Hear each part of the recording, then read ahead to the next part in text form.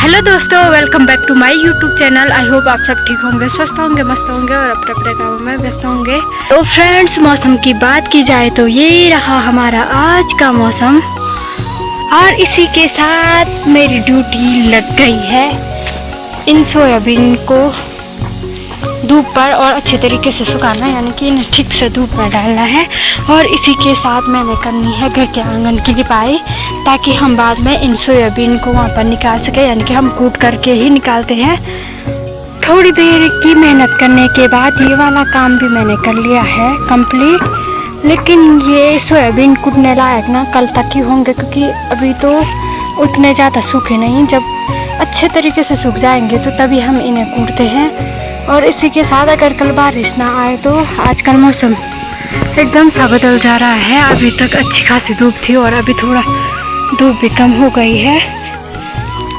और लिपाई करने के लिए गोबर भी मैंने इकट्ठा कर लिया है और इसी के साथ मैंने चूल्हे पर रखा है गर्म पानी, ताकि जो गोबर है वो जल्दी से गोबर और मिट्टी मिक्स होकर तो जल्दी मैं उसे लीप लूँ।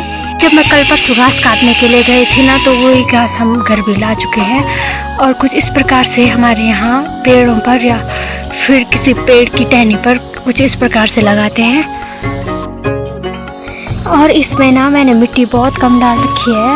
मिट्टी बहुत कम इसलिए भी डाल रखी है ना, क्योंकि मिट्टी के लिए बहुत ज़्यादा दूर जाना पड़ता है। और आजकल ऐसा है कि वैसे ही टाइम बहुत कम है, फिर इस वजह से मिट्टी लेने भी नहीं जा सकते, तो इसमें थोड़ा ही डाल रखा है। खैर फिलहाल के लिए तो हमने काम चलाने जैसा कर रखा है। और पैरों से कुछ इस प्रकार से दबाने के बाद ये हो जाता है तैयार। बट अभी इस पर और ज़्यादा मेहनत करनी होती है।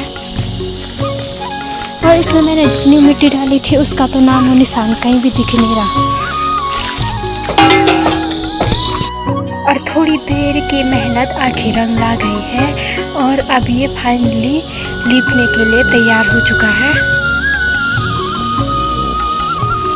और कुछ इस प्रकार से मैं करने लग जाती हूँ अपना काम, वो भी पूरी मेहनत और लगन के साथ। लेकिन ये चिपकने का नाम नहीं ले रहा है।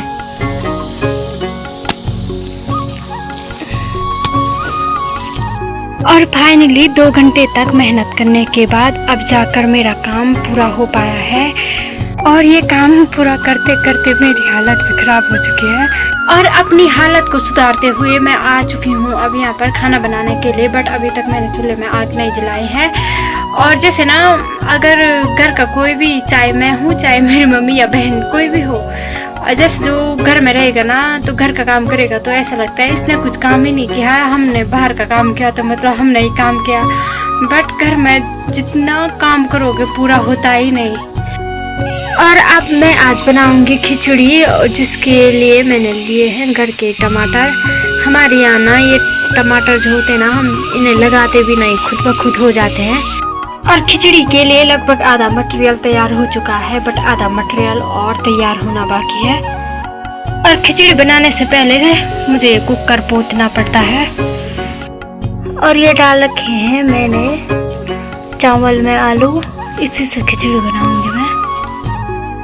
और सबसे पहले मैं डालूंगी धनिया का तड़का।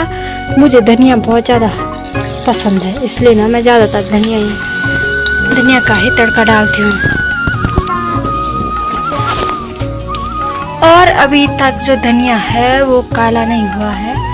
ऐसे ही डालने पर ना ये धनिया थोड़ा अजीब तरीके का होता है, लेकिन जब काला हो जाता है तो बहुत ज़्यादा अच्छा होता है।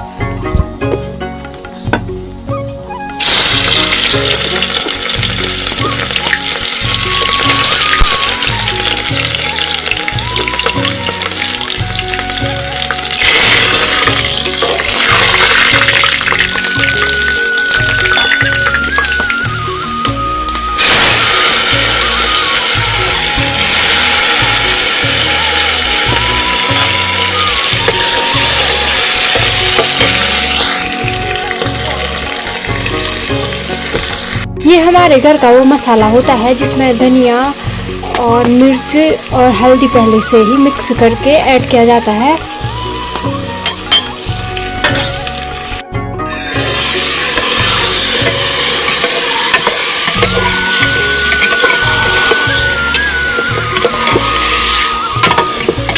लेकिन हम जितना ये सोचते हैं ना कि खिचड़ी जल्दी बनती है, उतनी जल्दी तो बन जाती है, लेकिन मटेरियल तैयार करने में ना बहुत ज़्यादा टाइम लग जाता है।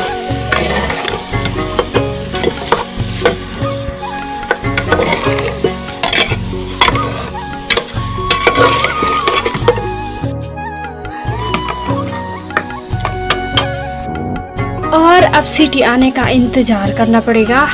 क्या आपको पता है, बट आपको पता होगा, बट मुझे पता नहीं था। ऐसा होता है ना कि हम जब एक स्तर से दूसरे स्तर की ओर बढ़ते हैं तो उसी के साथ हमारा जो दिमाग होता है या फिर बोलने की या सोचने की जो भी है वो क्षमता भी थोड़ी बहुत बढ़ जाती है। तो आज मैंने पढ़ा जो यूरोपियन थे ना, जो उनका इतिहास है, तो वो उनका इतिहास शुरू होता है, इतिहास लेखन शुरू होता है 6वीं शताब्दी में, जबकि हम भारतीयों का इतिहास लेखन वैदिक काल से माना जाता है, जो कि वैदिक काल 1500 ईसा पूर्व से 600 ईसा पूर्व के बीच में माना जाता है।